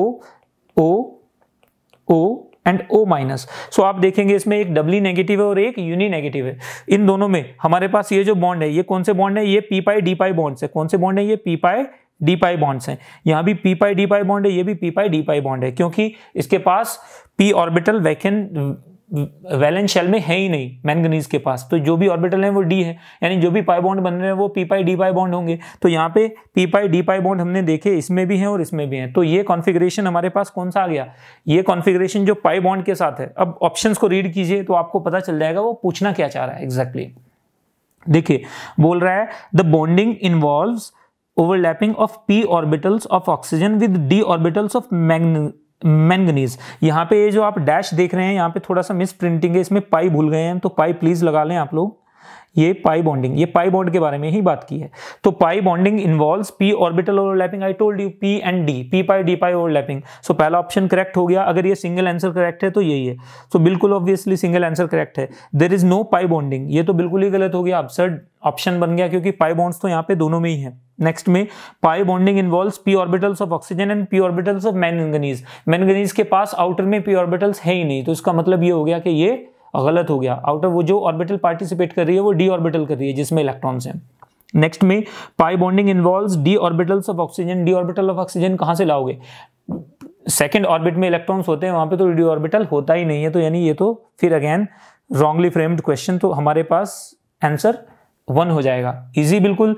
तो यानी बिल्कुल सिंपल। आप एक चीज नोटिस कर रहे होंगे कि जब हम लोग क्वेश्चंस सॉल्व कर रहे हैं तो क्वेश्चंस में हमारे पास जो चीज़ें आ रही हैं वो बहुत बेसिक हैं, बहुत बेसिक चीज़ों पे फोकस किया गया है। यानी इस पेपर में आपका केमिस्ट्री चेक करने का इंटेंशन ही नहीं था। कुछ इंटेंशन ये था कि आप स्ट्राइक रेट कैसे मेंटेन करते हो। स्ट्राइक रेट का मतलब आपको समझाएंगे, एक स्पेशल लेक्चर हम नीट लाइव डेली पे लेंगे, उसमें हम आपको बताएंगे कि स्ट्राइक रेट नीट के लिए क्यों बहुत ज़्यादा इंपॉर्टेंट है। अगर आपका सब्जेक्ट बहुत अच्छा है लेकिन स्ट्राइक रेट खराब है तो यानी आप IIT जेई के पैटर्न पे आप नीट के पेपर को सॉल्व नहीं कर सकते, उतना टाइम आपको नहीं मिलेगा।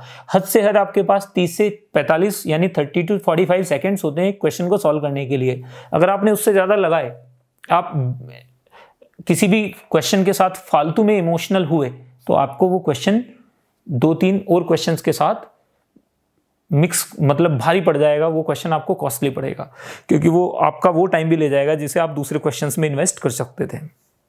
खैर, क्वेश्चन नंबर 31 पे आते हैं। विच of the following species is not stable? इनमें से कौन सी मॉलिक्यूल जो दिए गए हैं, कौन सी स्पीशीज, जो भी आपको ये स्पीशीज दी गई हैं, इनमें से कौन सा स्टेबल नहीं है? सो क्वेश्चन में देखिए, विच of the following is not stable, तो यहाँ पे हमारे पास क्या है, कौन सा स्टेबल नहीं है? सो SiF6 फ्लोरीन के साथ तो ऑब्वियसली ओवरलैपिंग बड़ी अच्छी है, तो ये तो स्टेबल है।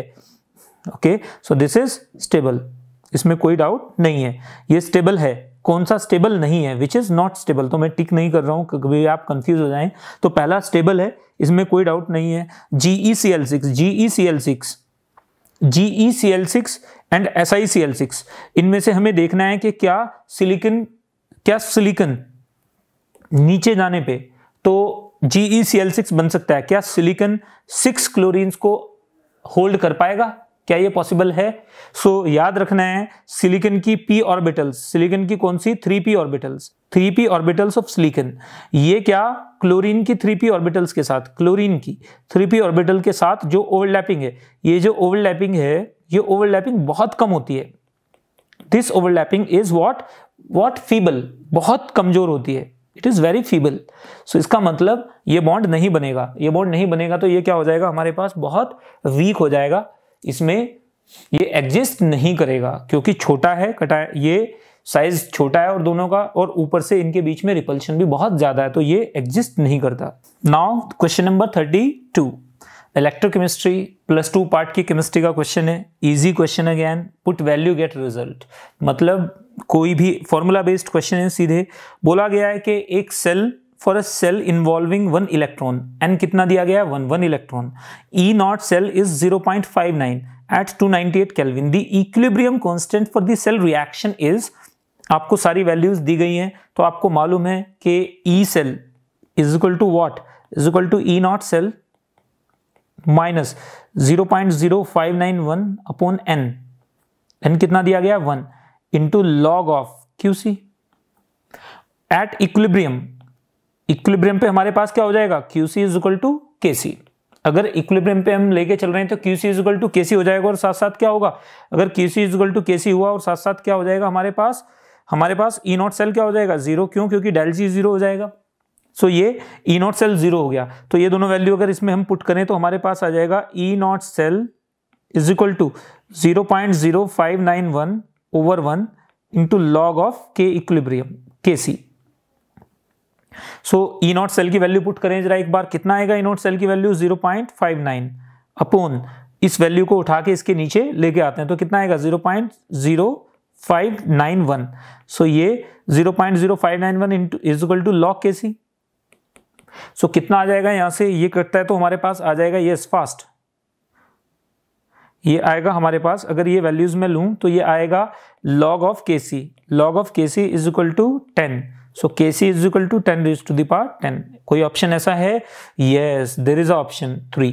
सो 1 मल्टीप्लाइड बाय और 1 into 10 raised to the power 10, that is the answer. Simple question again, आप देखिए इसमें भी टाइम नहीं लगा, यानी 30 सेकंड वाला क्वेश्चन अगर कोई मिलेगा तो मुझे भी बताएं, मुझे तो अभी तक नहीं मिला, इसमें कोई भी ऐसा क्वेश्चन नहीं था जो 30 सेकंड से ऊपर ले पाए। कैलकुलेशन भी ऐसे दी गई थी, मक्खन में लपेट के दी गई है कैलकुलेशन, जानते हो ना, इतनी इजी कैलकुलेशन है कि आप आराम से कर सकते हो। खैर चलिए, आपके लिए इजी है या नहीं है आप खुद फिगर आउट करें, अगर इजी नहीं है तो कुछ video lectures NEET live daily के देखें तो आपको समझ में आएगा कि वाकई इजी है, क्योंकि इस टाइप के क्वेश्चन हमने अनअकैडमी प्लेटफॉर्म पे बहुत सारे डिस्कस किए हैं।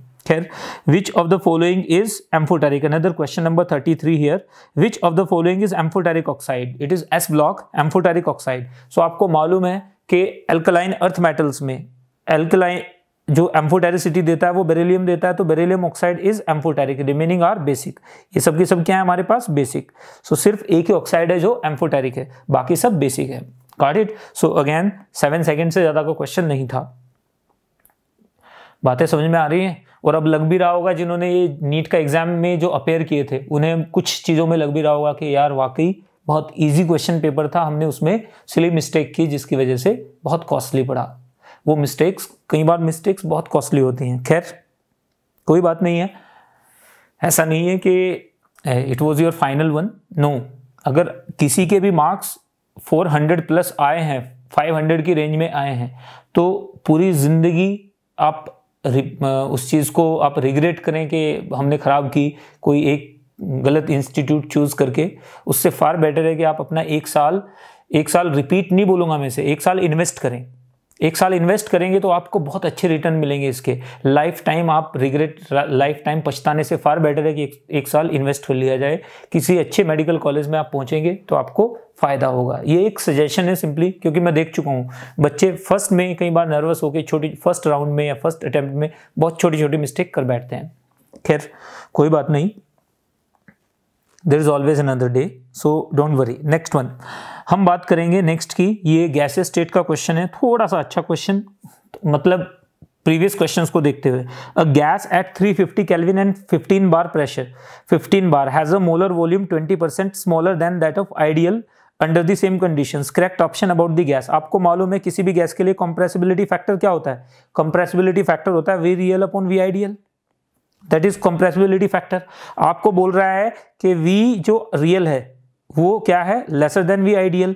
इसका मतलब z क्या हो गया हमारे पास, लेस देन 1। अगर हमारे पास z लेस देन 1 होगा, अगर z क्या है लेस देन 1, तो क्या होगा हमारे पास, यस मॉलिक्यूल्स पास आना चाहेंगे। मॉलिक्यूल पास आएंगे तो अट्रैक्टिव फोर्सेस डोमिनेट करेंगे। सो यहाँ पे compressibility factor will be less than 1 and attractive forces will be dominating. So यहाँ पे आप देख लो कौन सा आएगा, आप खुद डिसाइड करें। तो क्या आ रहा है हमारे पास, z will be less than 1 and attractive forces are dominating. Okay got it. So ये बिल्कुल बेसिक था, इसका भी आंसर आ गया। बेसिक उनके कंपैरिजन में अच्छा क्वेश्चन है, मैं ये नहीं बोल रहा हूँ कि बहुत बढ़िया क्वेश्चन है। खैर क्वेश्चन नंबर 35 पे आइए।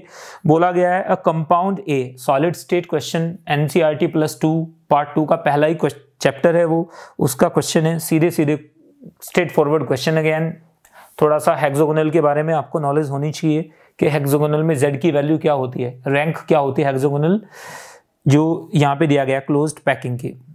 सो अब हम बात करेंगे, ये बात याद रखनी है, हेक्सागोनल क्लोज्ड पैकिंग होती है, वो एक क्रिस्टल होता है, एक यूनिट सेल नहीं होती है, कॉम्बिनेशन होता है वो। तो हमारे पास क्या है, a compound is formed by a cation C and anion A, C for cation, A for anion. The anions form hexagonal closed packed lattice and cations occupy 75% of the octahedral voids. The formula of the compound is, चार options आपको दिए गए हैं। सबसे पहले हमें attack करना है A पे, तो हमारे पास ZA कितना हो जाएगा, ZA का मतलब number of atoms of A in the crystal. ZA कितना हो जाएगा किसके लिए हमारे पास, अगर आप देखेंगे हेक्सागोनल क्लोज्ड पैक के लिए Z की वैल्यू कितनी होती है 6, तो हम 6 लेके चलेंगे तो ये आ गया 6, तो हमारे पास A कितना हो गया 6, तो यहाँ पे A 6 रख देंगे हम, A 6। अब हमारे पास C हमें मालूम है कि octahedral voids are equal to number of atoms in the unit cell. अगर octahedral void number of atoms है यूनिट सेल के अंदर, तो हमारे पास C कितना, और उसका 75%, तो ZC कितना आ जाएगा, सिर्फ 75% का मतलब 3/4 0.75 इंटू 6, ये आ जाएगा हमारे पास ZC। सो ये कितना हो जाएगा, ZC हमारे पास आ जाएगा, अगर हम इन दोनों को रख दें तो A is equal to A 6 and C 3/4 into 6। So 6 अगर उड़ा दिया जाए यहाँ से तो ये आ जाएगा हमारे पास A4 C3, यानी C3 A4। देखो कोई है option C3 A4 this one. सो बिल्कुल बेसिक क्वेश्चन अगेन, थोड़ा ठीक थोड़ा दिमाग तो लगाना पड़ा एटलीस्ट, तो ठीक क्वेश्चन था ये। It is one of the questions which I was talking about in the beginning only, कि कुछ क्वेश्चन ओके थे, बाकी बिलो लेवल थे। क्वेश्चन नंबर 35 पे आइए। आप देखिए जब हम सॉल्यूशंस निकाल रहे हैं, हम एक सॉल्यूशंस प्रोवाइड कर रहे हैं किसी पेपर के, तो उस सॉल्यूशंस में से आप उसे सिर्फ सॉल्यूशन की तरह ना देखें, आप ये भी देखो कि उससे आप सीख क्या सकते हैं। कुछ गलतियां हो सकता है, कुछ मेथड्स हो सकता है, कोई कॉन्सेप्ट आपने मिस किया हो, या उस सॉल्यूशन में से टेक अवे क्या है, what is the take away, so वो आपने लेना है।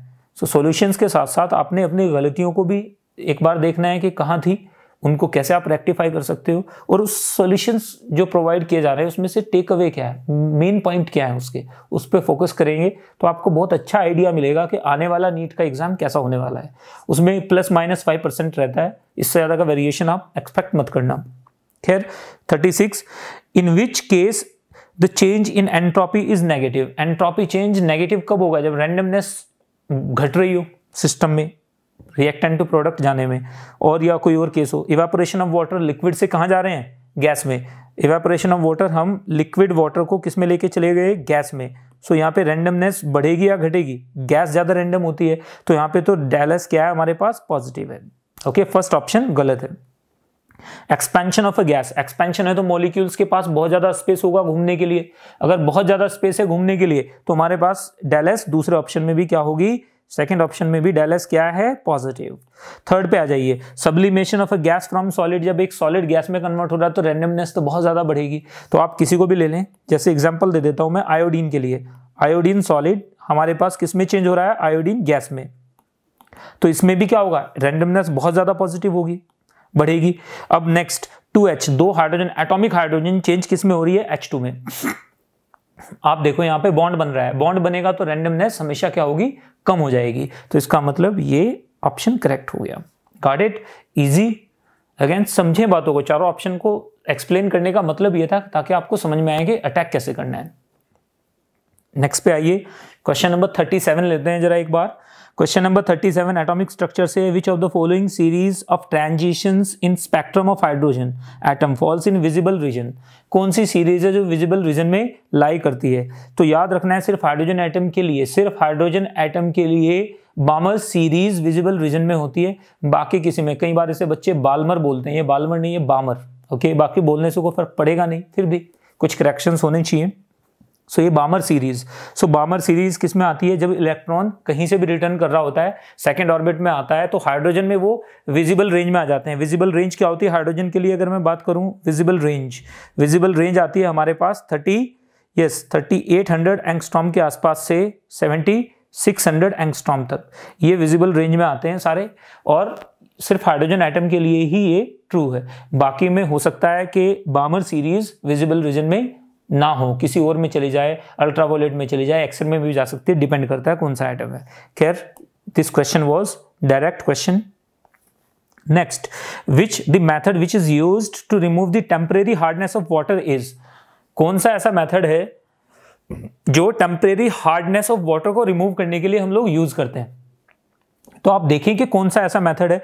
कैल्गन्स मेथड, कैल्गन्स मेथड आपको मालूम है, कैल्गन्स मेथड में हम परमानेंट हार्डनेस को यूज करने के लिए, क्लार्क्स मेथड, क्लार्क्स मेथड याद आया, हम क्लार्क्स मेथड को टेम्परेरी हार्डनेस को क्या करते हैं, रिमूव करने के लिए यूज करते हैं। Ion exchange method modern method है बिल्कुल, सिंथेटिक रेजिन मेथड भी मॉडर्न मेथड्स में ही आता है, तो यानी क्लार्क्स मेथड क्या हो जाएगा, क्लार्क्स मेथड में हम लोग कैल्शियम हाइड्रोक्साइड डाल के, कैल्शियम हाइड्रोक्साइड से प्रेसिपिटेट बना के जो बाइकार्बोनेट्स होते हैं, जो टेम्परेरी हार्डनेस का कॉज होता है, उनको हटा दिया जाता है। तो यही सिंपल हो गया, क्लार्क्स मेथड भी इजी है बिल्कुल।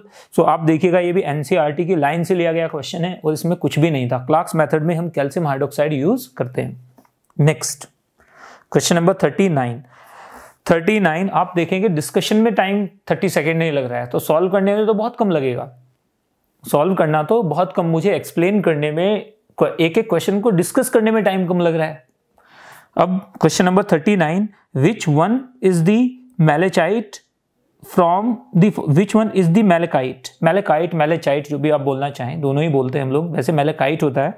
विच one is malachite from the following, तो आपको मालूम है कि मैलेकाइट एग्जैक्टली होता क्या है, it is the basic carbonate of copper, basic carbonate of copper, copper basic carbonate भी बोलते हैं इसको, क्या बोलते हैं, कॉपर बेसिक कार्बोनेट। सो कौन सा है इसमें कॉपर बेसिक कार्बोनेट, फोर्थ। सो इंफॉर्मेशन बेस्ड क्वेश्चन आप देखेंगे, ये सीधे मेटलर्जी का, इनऑर्गेनिक केमिस्ट्री से क्वेश्चन था, मेटलर्जी से, ओर्स एंड मिनरल्स और एक्सट्रैक्शन ऑफ मेटल से। सो एक्सट्रैक्टिव मेटलर्जी का क्वेश्चन, सिंपल क्वेश्चन। तो पेपर में एक चीज़ अच्छी थी कि बहुत सारे टॉपिक्स को कवर करने की कोशिश की गई, यूनिफॉर्मिटी रखी पेपर में। लेकिन एक चीज़ जो मैं नेगेटिव साइड में बोलूँगा वो ये कि पेपर का लेवल बहुत डाइल्यूट किया गया। खैर, question number 40, the correct order of the basic strength, ये अमाइंस में से है। अमाइंस में आप देखिएगा, अमाइंस में तीसरा पेज खोल के देखो एनसीईआरटी पे जाके, आप अमाइंस नाइट्रोजन कंटेनिंग कंपाउंड्स में आप जाओ और तीसरे पेज पे ये एक टेबल में दे रखा है प्रॉपर, और ये एक सॉलिड एग्जांपल भी दे रखा है जिसमें इथाइल अमाइंस यूज की गई है। तो simple question, direct NCERT. The correct order of basic strength of methyl substituted amines in aqueous solution is, so correct order क्या होता है? अगर मिथाइल अमाइंस के लिए हम लोग बात करें तो secondary, then primary, then tertiary, और उसके बाद क्या आता है? अमोनिया। ये किसके लिए आता है? मिथाइल्स के लिए। किसके लिए आता है ये? अगर मैं बात करूं किसके लिए होगा ये? मिथाइल अमाइंस के लिए, जिनमें मिथाइल ग्रुप होता है। अगर ये इथाइल हो जाए तो ये secondary, then tertiary, then primary, then ammonia. Ammonia least basic ही रहता है, ये किसके लिए आता है? इथाइल के लिए। ये दोनों ऑर्डर आप दे रखे हैं, इसमें याद रखना है एक्वस सॉल्यूशन में पूछा गया है, तो मैं एक्वस सॉल्यूशन यूज कर रहा हूं। किसमें पूछा गया है ये? एक्वस सॉल्यूशन में। अगर ये पूछा जाए गैसियस स्टेट में, तो गैसियस स्टेट में तो बदल जाएगा ये पूरा। गैसियस फेज में अगर हम लोग बात करें, किसमें? ये गैसियस फेज में, गैसियस फेज में ये बदल जाएगा। गैसियस फेज में तो ऑर्डर क्या रहेगा? Secondary, tertiary, primary. ये क्यों होता है आपको मालूम है? यहाँ पे जब हम एक्वस फेज में बात कर रहे हैं तो प्रोटोनेशन हो जाता है, उसके बाद हाइड्रोजन बॉन्डिंग से और स्टेरिक फैक्टर्स को हम लोग लेके चलते हैं। गैसियस फेज में दोनों ही फैक्टर मिसिंग है, इसलिए वहां पे डायरेक्ट ऑर्डर रहता है जो हम किससे निकालते हैं? इंडक्टिव इफेक्ट से सीधे। सो ये बिल्कुल सिंपल है, ये क्वेश्चन भी बिल्कुल सिंपल था। तो क्या आएगा इसमें? सबसे पहले सेकेंडरी, फिर प्राइमरी, फिर टर्शरी। मिथाइल के लिए बात कर रहे हैं तो ऑप्शन ए ही करेक्ट हो जाएगा। ओके, बाकी में तो ऑप्शन इतने अबसर्ड बनाए गए हैं कि आप ऑप्शन देख के बता सकते हो कि कौन सा सही होगा। नेक्स्ट में आएंगे, क्योंकि आप इस चीज पे जरूर फोकस करें, जो मैं सर्कल कर रहा हूं इसको एनसर्कल किया मैंने, इस पे जरूर फोकस करें। अगर यहाँ पे गैसियस फेज हो जाएगा तो ऑप्शन आंसर ही बदल जाएगा पूरा। तो language of the question is very very important.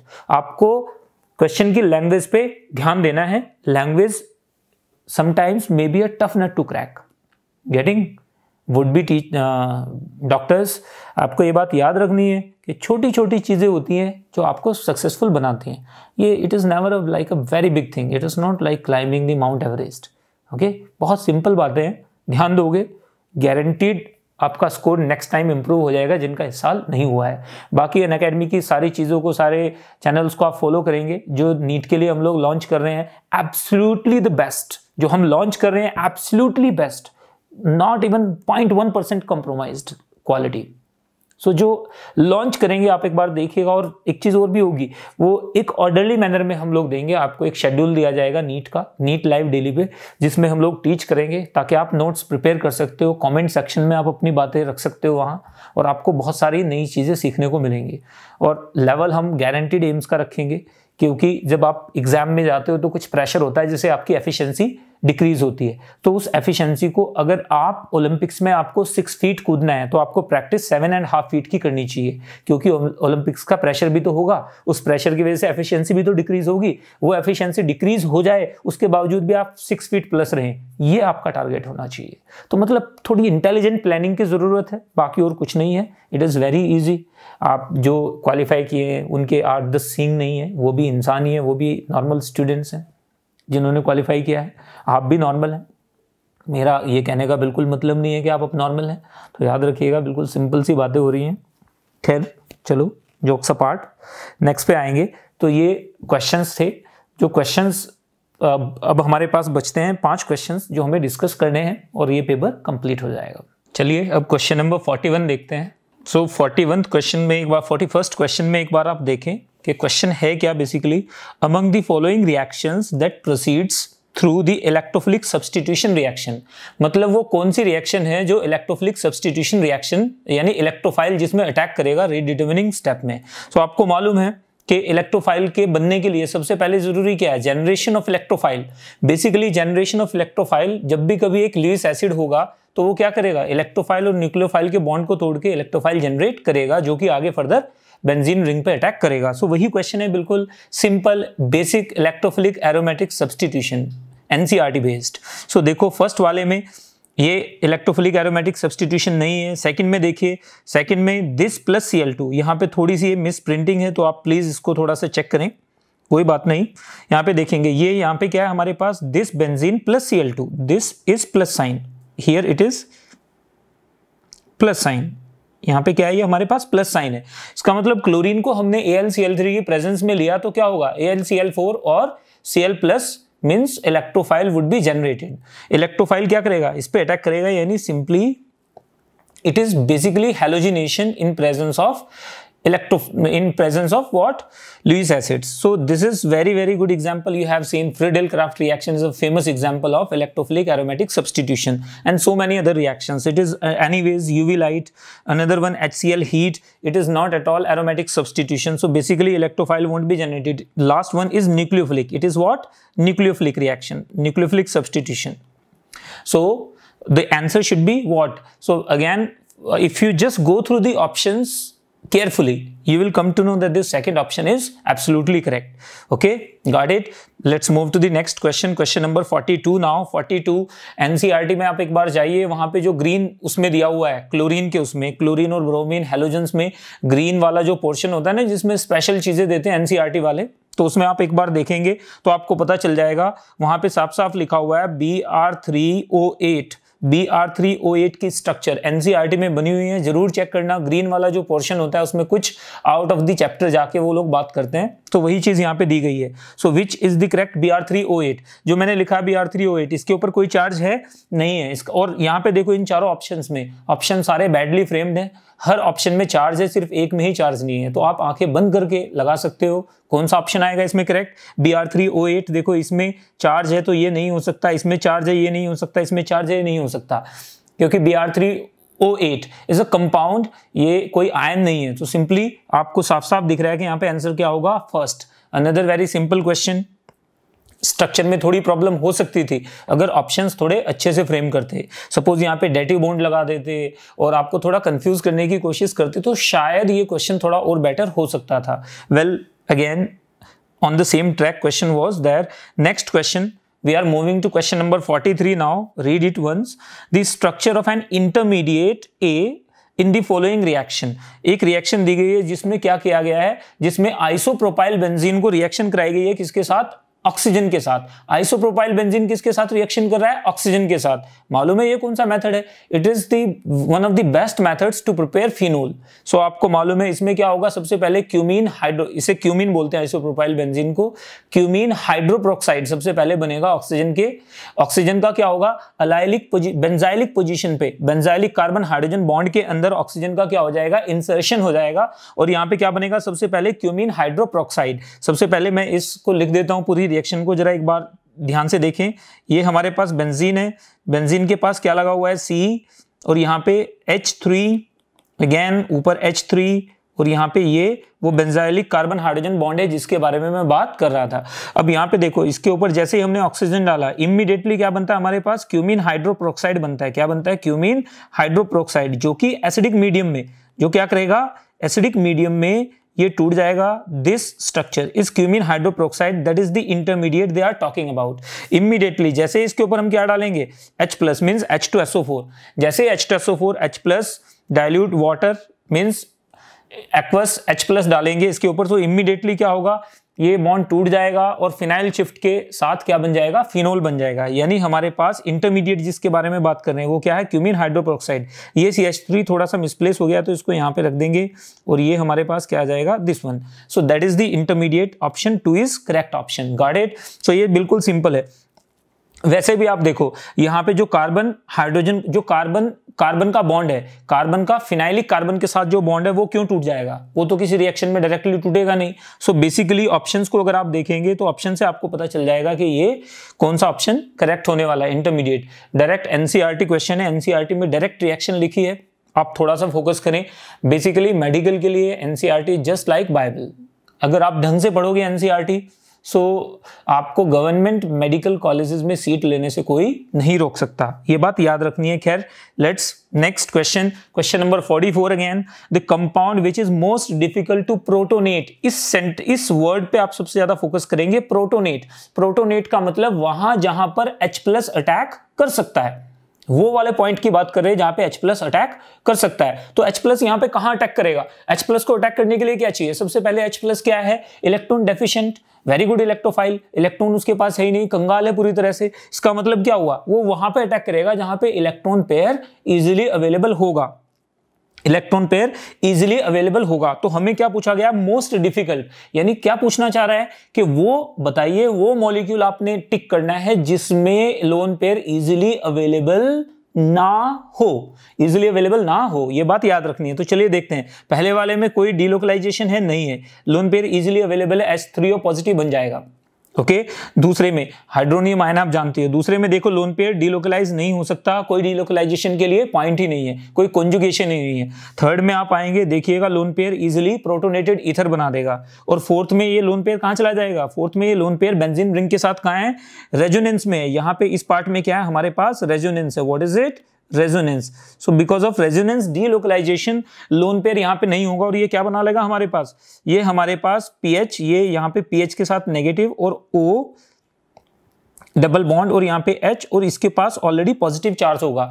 तो इसके ऊपर ऑक्सीजन, इस ऑक्सीजन के ऊपर जो पहले ही पॉजिटिवली चार्ज्ड है, प्रोटॉन अटैक नहीं कर सकता। That is very like it is easy to understand. There is nothing like rocket science in that. So simply it is most difficult to protonate. So that is the answer. Okay.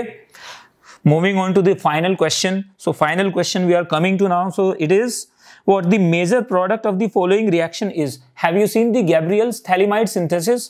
उसमें P silent होता है, कई बार हम लोग उसे पैथैलीमाइड बोल देते हैं, लेकिन ये याद रखना है वो थैलेमाइड बोलते हैं, उसको P साइलेंट रहेगा। तो major product of the following reaction, ammonia है एसिड, अमोनिया क्या है? बेस, और हमने क्या दिया गया? Phthalic acid. सो हमारे पास स्ट्रॉन्ग हीटिंग है, तो सबसे पहले क्या होगा? सबसे पहले हमारे पास क्या होगा? Acid plus base is equal to salt. Got it? Acid plus base is equal to क्या बन जाएगा? सॉल्ट बन जाएगा। ये तो नॉर्मल कंडीशंस में ही सॉल्ट बन जाएगा।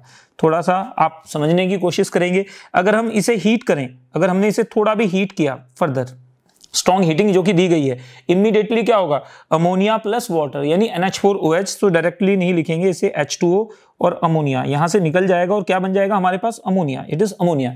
तो क्या बन जाएगा हमारे पास? थैलीमाइड बन जाएगा, जिसे हम गैब्रियल्स थैलीमाइड सिंथेसिस में प्राइमरी अमाइंस बनाने के लिए यूज करते हैं। ये भी सीधे NCERT का क्वेश्चन है, लेकिन आपको पता होना चाहिए कि क्या बनेगा। थोड़ा कंफ्यूजिंग हो सकता था ये, लेकिन इसमें ऑप्शंस वैसे हैं जिससे आपको पता चल रहा है कि इसमें कोई कंफ्यूजन वाली बात नहीं होगी। तो क्या बनेगा हमारे पास इसमें?